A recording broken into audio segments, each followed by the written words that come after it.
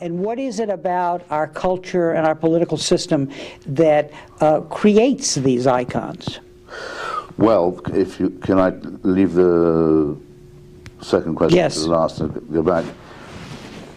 It has occurred to me, though I wasn't fully aware of this while I was doing it, that of the three main targets that I've had, or people have been nice enough to credit me with, over the last, say, decade or so, Mother Teresa, the so-called Mother Teresa of Calcutta, the New Democrat, Mr. Clinton, and the supposed People's Princess, Diana Spencer, all of which were quarrels between me and populism, because I think it's easy to say that you distrust the government, that you distrust the state. Again, that's something almost no one will take you up on. But if you say that you're very often pretty sure that it's the majority who's wrong, and the way that public opinion is constructed that's wrong, the way that popular mandates are construed that's wrong, then you can be accused of being an elitist or a snob and so on, and then you know you're onto something.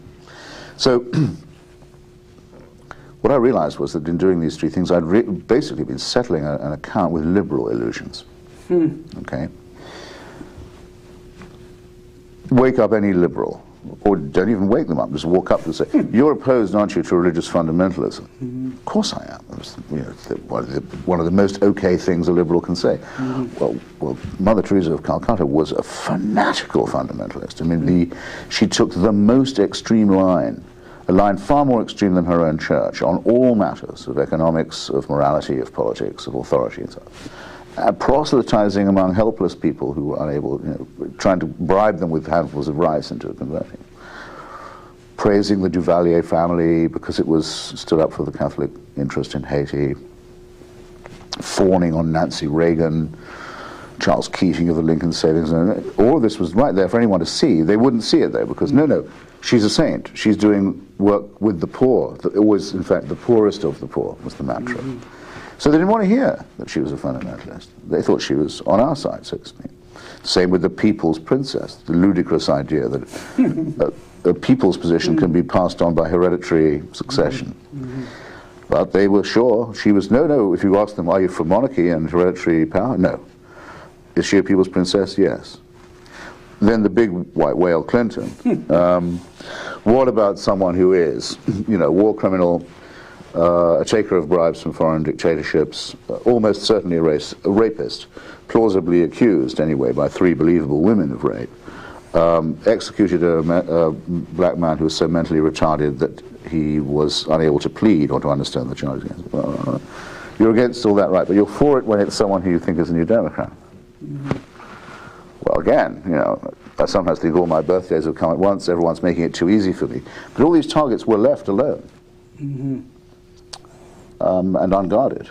So I thought, well, I'd be untrue to myself if I didn't take at least a second look. But it was liberal illusions in all 3 cases. And most recently, because I wouldn't say that Noam Chomsky was an icon, and it would be rude to say that and untrue, and nor is it true that he's a guru. Certainly he doesn't want to be one, or a cult leader, but he does have the status of something very like an intellectual leader and authority among a very large number of people, especially on campus. I did think it was necessary to have a fight with him about the insinuation, no, actually sometimes the assertion, that the inhabitants of the United States of America were morally equivalent to the membership of the Al-Qaeda organization. So that was probably the bitterest of them all. And lost me the most friends. But I guess the interesting question becomes, why do groups, whether in the case of Chomsky, the left, or in the case of liberals, Clinton and so on, what is the dynamic that puts these icons before us? Oh, it's I know, I'm sure, what the answer to that is. It's the same vicarious impulse as makes people think, which is my main critique of religion, that they can cast their sins, say, onto a scapegoat figure who will then take their sins away. I mean, can you imagine a more repulsive idea? I cannot. Or a bigger abdication of what we call personal responsibility. It's a horrific idea. but it's preached by our churches. Many people don't have time to follow, say, politics all the time, or as much as they should. They're aware that they don't, but they think, what I'll do is I'll find a candidate, I'll give him my vote, and then he can do the politics for me. I'm not going to do anything about the third world myself. I can't. It's too much. It's awful. I know I should do something, but I can't. But here's this woman in Calcutta who claims to be a saint.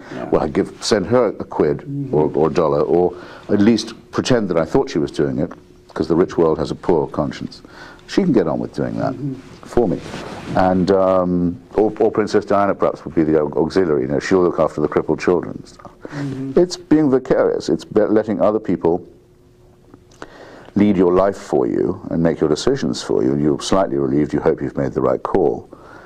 It's a bit like celebrity culture, actually. It's taking people and judging not their reputation by their actions, but their actions by their reputations.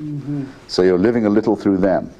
Well, I'm against the virtual life. I'm against the vicarious life. I think people should get a life of their own. So that's what I'm really arguing with them to do. And because of that, one can be accused of being a snob, a superior type, and so on. As I say, an accusation that increasingly delights me. It sounds like you're saying that what you're witnessing there, or what is behind what you're witnessing, is an abdication of responsibility. Certainly. It's a willing surrender, I'd rather say. It's almost a pleasurable, masochistic surrender. You know, we'll leave that to Bill, or Mother T, or whoever it might be. Sure, yeah, that's handing it off. Then we can go on with doing. I'm never sure exactly what they get. I mean, what are they doing with the rest of their lives, these people? I'm not sure. But I do know this, that if you point out to them that they've been fooled, they just gave their savings to someone who's a swamp real estate artist, they do not thank you for pointing it out. They're much more likely to blame you than the person who's just defrauded or deceived them. Why? Because they don't like to be told that they're gullible. People like to think that they're smart and wised up.